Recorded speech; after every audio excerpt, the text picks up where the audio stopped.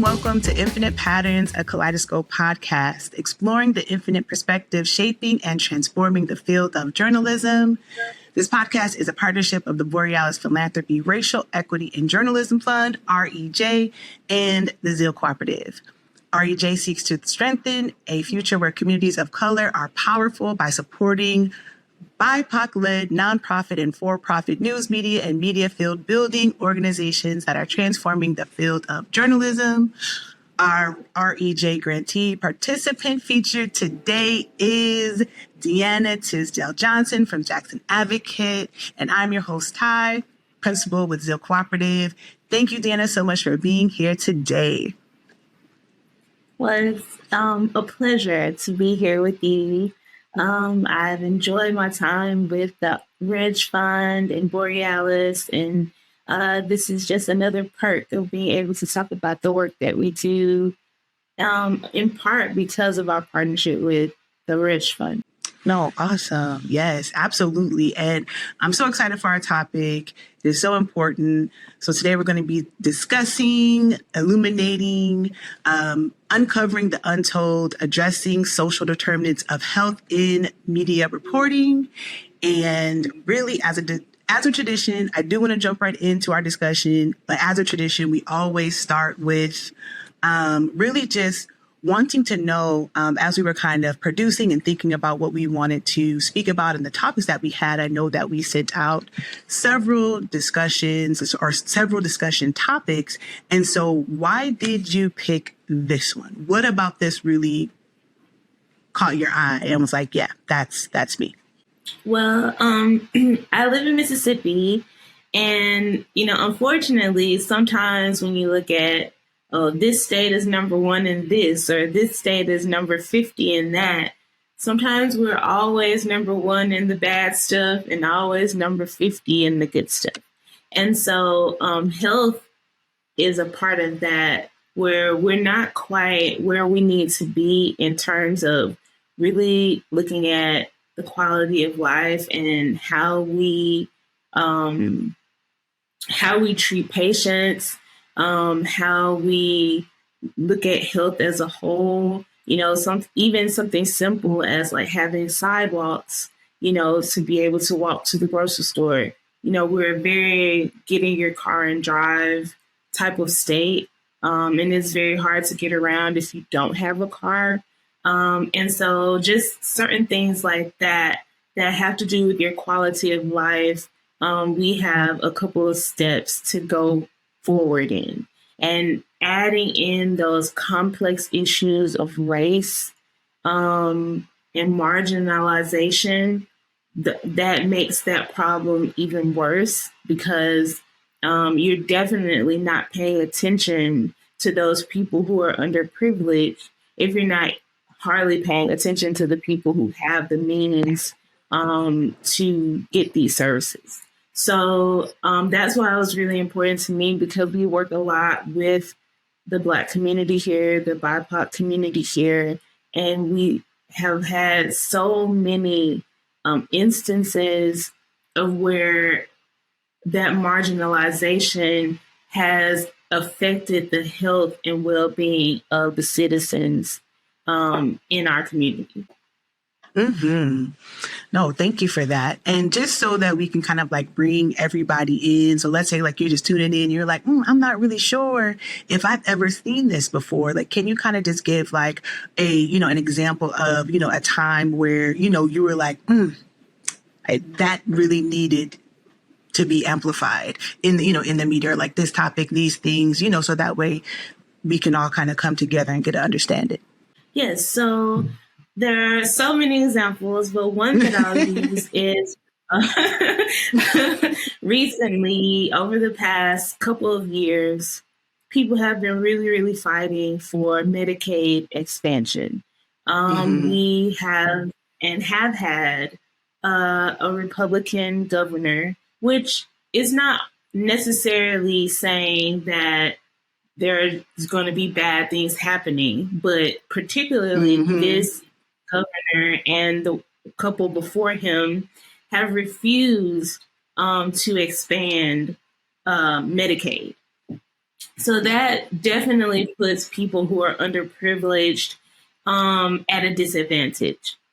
And what has happened is that during COVID, a lot of Black women who are of child, who are about to have their children, you have seen alarming mortality rates.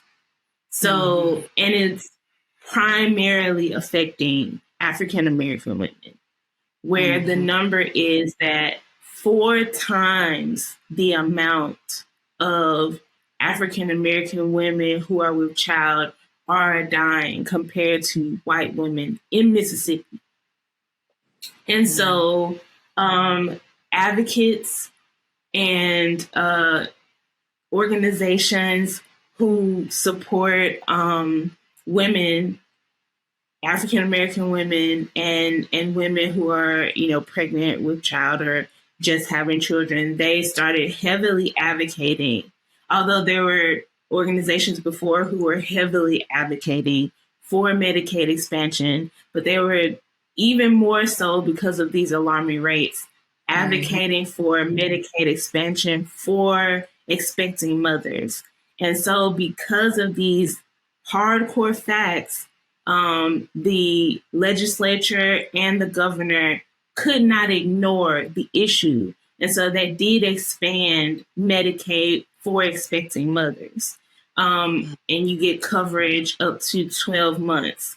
But it's our newspaper and organizations, individuals and advocates in the community who are bringing light to this situation, who are having those interviews with those organizations to ask questions and bring light to this issue that I think really made a difference. And I think it's somewhat what's important for BIPOC news organizations to know is that, yes, we have to be objective, but we also have a responsibility in our community to inform and to move the needle so that our community gets what they deserve, the right to life. And that's just one example recently of how that's come to light. Now, I love the way that you say the right to life. You know what I mean? Because I feel like a lot of times when we are like, I don't want to say glossing over, but when we don't do it correctly, when we don't report correctly, when we don't inform correctly, like we're not giving people their access to their own survival.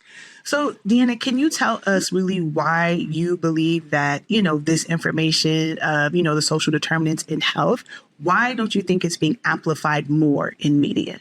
So on our side, on the BIPOC side, I think for me at least, sometimes we're so focused on so many things and we're understaffed that it's harder for us to understand if we don't have those relationships and partnerships with organizations and advocates that are doing the work.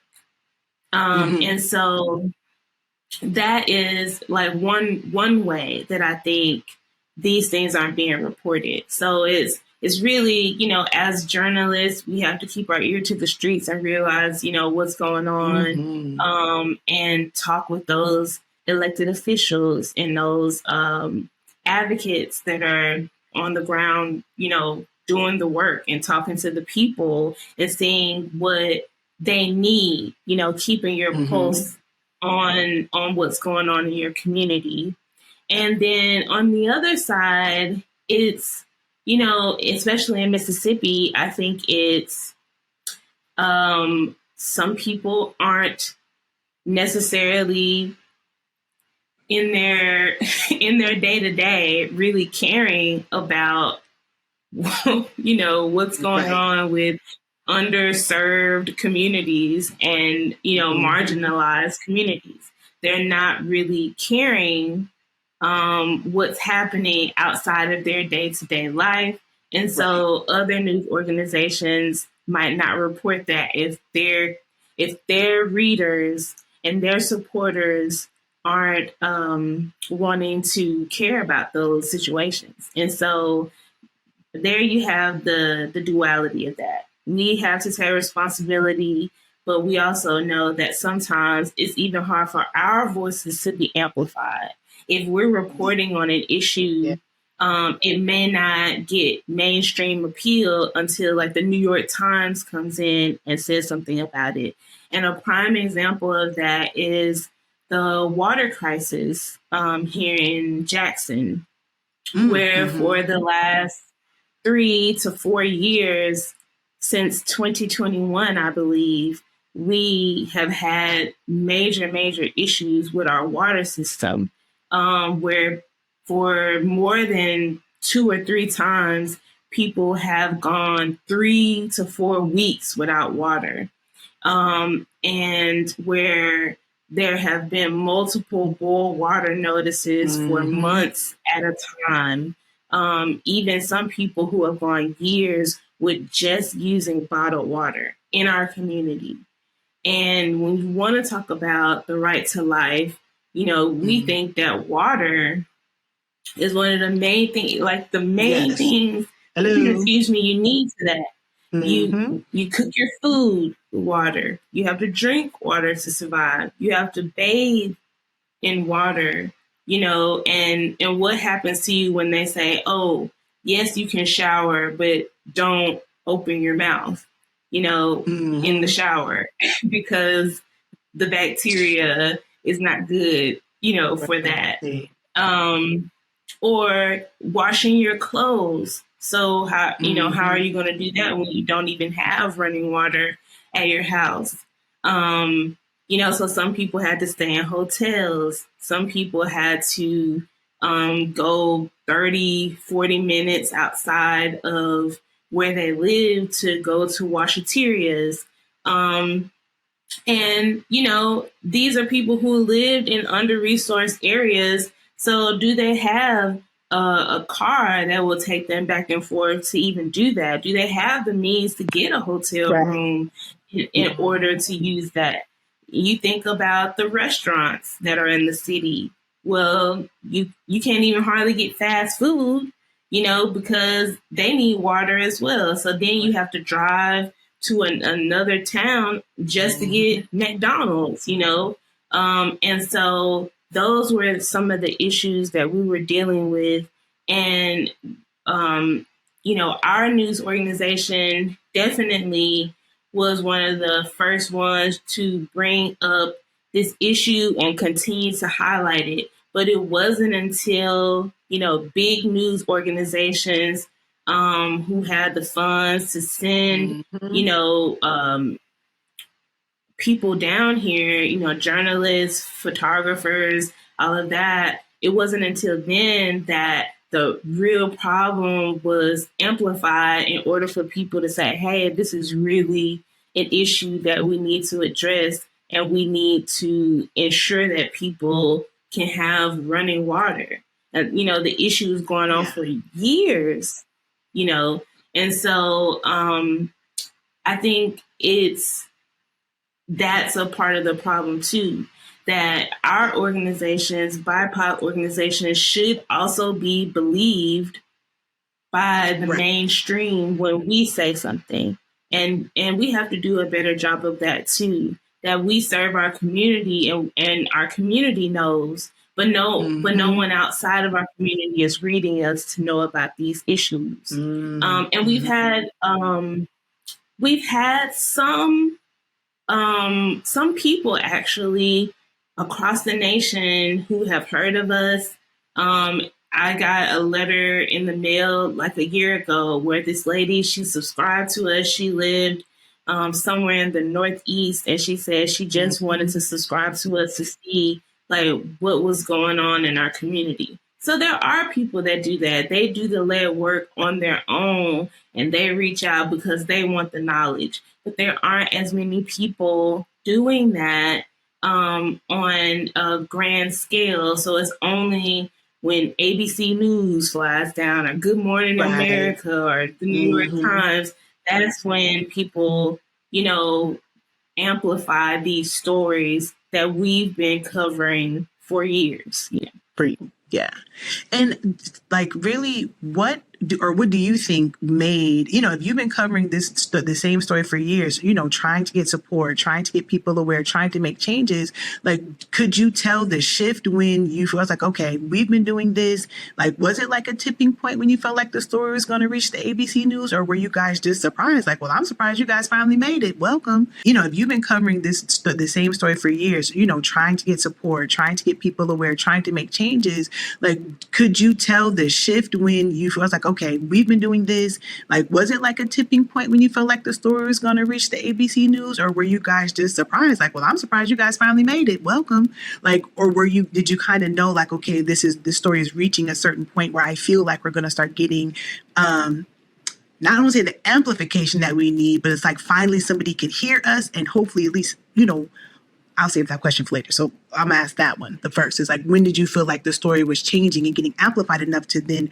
reach the bigger, part or the national news? I think it kind of happens in tandem. So there's like sort of a chain of events. You talk to your city officials, then it's on their radar. But if the problem is too big, then you go to the legislature, and then you have your congressman, and then the governor steps in. So when it sort of gets to that point, that's when it's a federal issue, when the EPA gets involved, when things like that happen, then of course you're going to have your national news organizations come in and cover it, because it's now, it's a local issue, but it's become a federal issue as well. Yeah. So those things kind of tie in. I think it just happens in tandem, and I'm not saying that it's bad to get national attention, because it helps. But I think on our end, I would hope that people respect BIPOC news organizations and even just local organizations who have been on the ground. I hope they respect that enough to say, hey, when the issue is still going on, but the news cameras are no longer here, we're still going to be here. We're still going to be helping, highlighting the issue. We're on the ground, and we're here to ensure that people get the information that they need. All of it is, it's just like AI. Is it a good thing? Is it a bad thing? Well, it can be used for both. I feel the same way about national news organizations who highlight our local issues. It is a good thing because it amplifies what's going on. We need that. But I also want people to respect us who are here, local news organizations who are here and aren't leaving and will be here to ensure that the issues continue to be highlighted. And do you think that, as, the mainstream news came, and they covered the story, do you believe, or were you able to see, any impact, or were they able to at least set the more local news up to continue to carry the charge? Like, what was the impact of that? Did they highlight any of the root causes, like social determinants of health, and in their story? Like, well, what did you see, or when that happened? Yeah, so I think one thing that I could say that came out of it was because of that national spotlight. There is a woman who reached out to us. Her name is Hadass. I can't remember her last name, but her first name is Hadass, and she has written, she's like a freelance journalist who's written for major publications, and she heard of that story and wanted to write about it. She came down a couple times to interview different people, and so we were able to co-publish a story with her in our publication and in The Nation magazine. And so that's one way that I thought that was a great way that this story was able to amplify, because of that national coverage, she knew the story but she also reached out to us to ensure that we could co-publish. So I think it was funded by the Pulitzer. It was funded by a Pulitzer. It was funded by a major organization. And so because of that, we were able to have a really great story about the situation, even though it didn't come from our community, but it still helped our community because it was co-published. So the story went national, and then her side of what happened, taking a deep dive and talking to people in the community, was also able to be amplified within the community. So I think that was a really great way for us to really use that national attention for good. And so based on, where things, just even like using, your own, town as an example, it's like, where does this leave, now that the national coverage is that like those things happened, where does this leave you guys now? And then especially going back to the making sure that we continue to amplify the root causes, the social determinants of healthcare and media reporting. And it's like, what does this look like now? Since it's like, okay, we're here. This is what, we're going to do to continue on to make sure that we are, continue to amplify, continue to impact, continue to change. Yeah. So I think what we just have to continue to do is our job. We're not leaving, and the community sees that, and that further helps our relationship and build their trust in us. That they know, hey, we're still going to be the ones who are amplifying this, even if they have moved on to something else, bigger news or news in a different place. They know they can trust us. They know that they can depend on us and that we support them because we're still doing the work. So I think that's the best thing that we can do, is to continue to do the work, to be consistent, because that continues to build a relationship with the community for them to know that they can trust us. And how can the community get involved with what you're doing? How can they, continue to support the work that you guys are doing? Well, my mom, she was publisher before me, and she talks about how we always have these roving reporters. Like, our community really steps up, and they'll send us news, and they'll see us out, and they'll say, hey, did you hear about this? Or, they'll say, hey, can I write a column, or can I do this or do that? And I think even recently we've covered something in the paper about the water crisis and researching the water quality in our community. And it was from someone who was local, who went to school here in the community and got their schooling somewhere else in the nation, but they wanted to ensure that what they found out in the community was highlighted in our publication. So it's like we have that relationship with our community, that they feel like they could come to us and say, hey, I have this idea and I'd love to highlight it in your paper. And so that, I think that relationship, knowing that they're a part of what we do, that their voices are important, because our motto literally is the voice of Black Mississippians. And so for them to know that they are, or their voices are being heard, and they can write in the paper, they can give us ideas about what's going on. I think that helps them know that this is their paper. It's not ours, it's the community's. Okay. So I want to just thank you so much for being here today, DeAnna.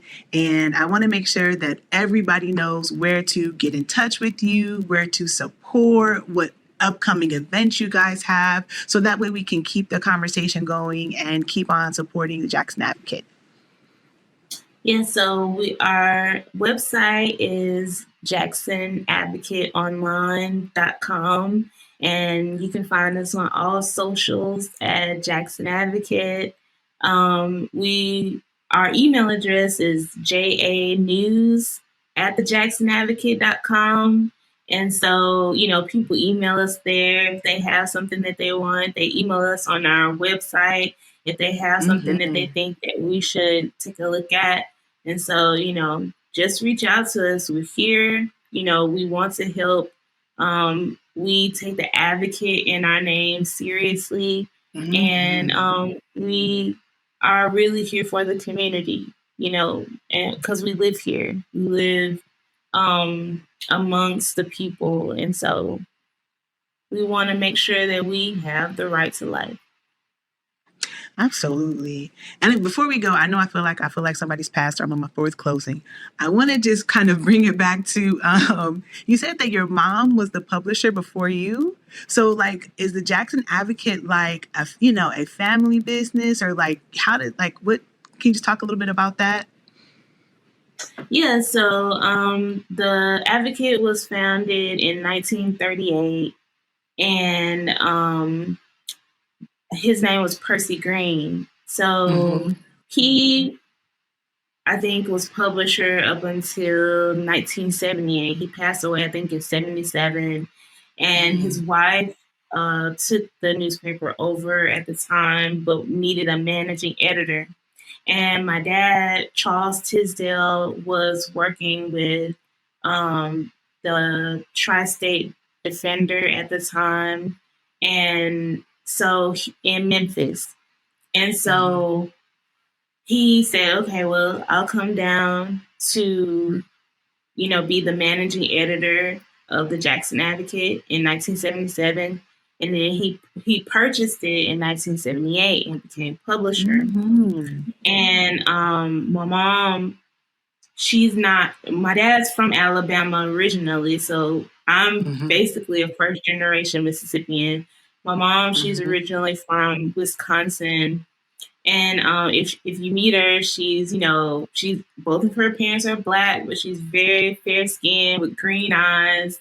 And so she wanted to really have the Black experience. She wanted to really know what it meant to be like Black. And the place that she could think of was Mississippi, and so she drove all the way 12 hours from Wisconsin to Mississippi, to Mount Bayou, Mississippi, which is an all Black incorporated town. It's like one of the first all Black incorporated towns in America. And so she became a first grade teacher there, and then she became president of the NAACP chapter there. And that's where she met my dad. And so she said, hey, I love the work that you're doing. I want to be a part of it. So she moved to Jackson, and she became the associate publisher, as my dad was the publisher, in about the early 80s. And so, of course, I came along in 86. And, I grew up. I grew up at the office. It was like a second home to me. And I could see my mom. She used to put the paper together manually back then.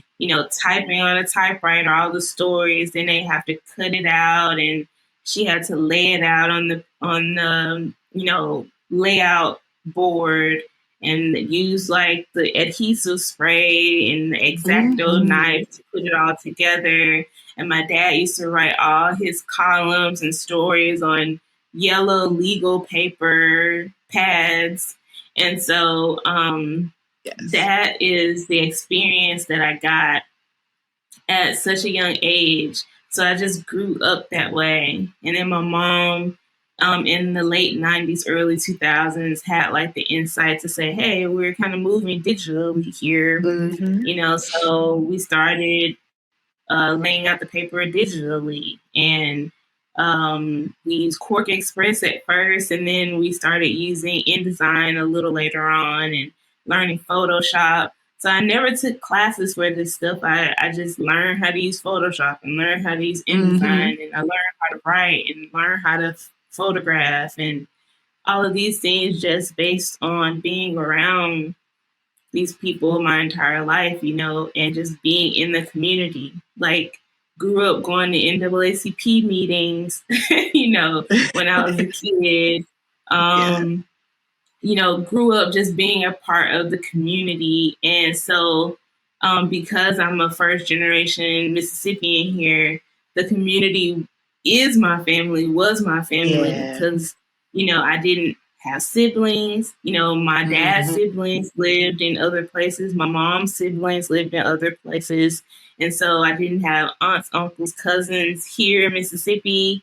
So the community really was like, my family is my family. And that's why we have that deep connection, because, I just grew up, in this area and around the people here. So I understand like where they come from and what people want, and they want to be able to just live their lives to the fullest, and sometimes oppression hinders that. So how do we get that out of the way? How do we move those roadblocks so that we could just live life to the fullest? Now, did you always know, you're like, all right, this is what I'm going to do for the rest of my life? Or was it an epiphany? Like, how did the transition from, all right, I'm on Canva making it happen, to, all right, I'm publisher making it happen? Like, what was that like? Yeah, so I think in a way I always rebelled against this life. So because it seemed like it was already set out before me and I didn't have a choice. And so people would say, oh, what are you going to do? Are you going to take over the paper? And I'd be like, no, I'm not going to do that, because I didn't want my life, just charted out for me. I wanted to choose. And so my passion has always been singing. So I went to school for music, master's in music, vocal performance. And one of my classes when I was in Boston, I went to the conservatory there. And one of the classes I took, the question that my professor asked us to really chart out was like, if you could never do this again, what would your purpose be? And so I really had like almost an existential crisis, because I was like, well, what would my purpose be if this is not what I could do? And so I had to really say, like, no matter what I do, what is it that I'm good at, And there's two things that came to me. And one is that I can always use my voice, because even if I'm not singing, I can amplify others. And it tied me back to how our motto is the voice of Black Mississippians. So I've always been someone who can amplify voices, whether it's my own or whether it's someone else's. And so I realized that that's something, that's a purpose of mine. No matter what I'm doing, I'm here to amplify, others or myself. And the second thing is that and it kind of ties in actually, because what is a light? A light can't be, kind of just covered. You can cover it, but you can still see it. And you can also amplify a light, and so that came to me because during Hurricane Katrina, a lot of people kind of focused on New Orleans because the levees broke there. Yeah. Which was horrendous all across the board. But Right. the actual hurricane did so much damage from especially central Mississippi to the coast of Mississippi. And so during that time, I was in college, and my entire college campus had no lights. And I lived off campus. My parents didn't have lights where they were. They lived about 10 minutes, 15 minutes away from me. The office didn't have any lights, but my apartment had lights. So my friends from campus came to stay with me. My parents stayed with me. They completed the paper at my apartment because that's the only place that had electricity at that time.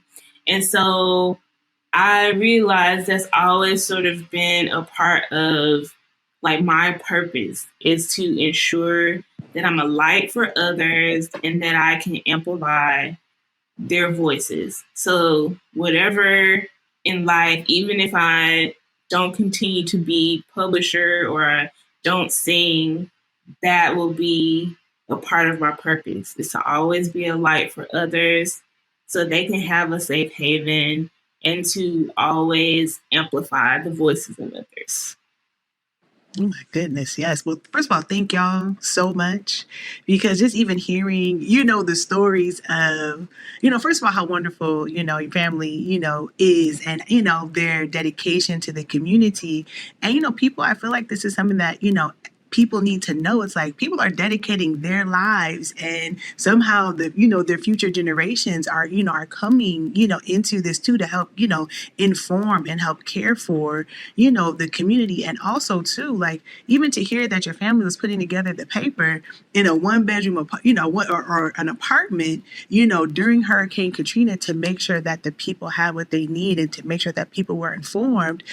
It's so, first of all, it's heartwarming.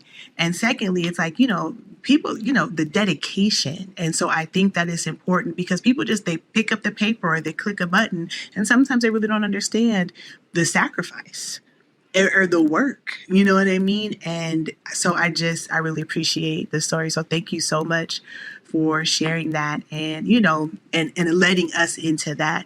And so for our final closing, again, can you please tell us, just reiterate one more time, how can we support? Where are you? So that way we can continue because, like I said, I'm very appreciative of our time and I want to make sure that we can continue on with this. Yes. So, like I stated before, yes, you did. we're available to view at jacksonadvocateonline.com and we are at Jackson Advocate on all socials. If you have anything you want to say or tell us, you can always find us at JA News at the Jackson Advocate Online as well. And it's been a pleasure. And you're right about the sacrifice. We even, before Hurricane Katrina, our offices have been firebombed and, we still, while we lost a lot of our archive and all of our office equipment and things of that nature, we still got the paper out that week. And so, we have sacrificed for the community, but that's what we do. That's the spirit of people who have been marginalized for so long, is that we get it done regardless. And we know what's most important. And we keep our eyes on the prize, and that's real. Right. No, absolutely. Absolutely. Thank you. Thank you so much, DeAnna. Thank you to your family. Thank you to the Jackson Advocate. It was such a pleasure being with us. And so we will see everybody next time. This was Infinite Patterns Kaleidoscope Podcast. This is Ty White from ZEAL signing off. Thank you, everybody. See you next time.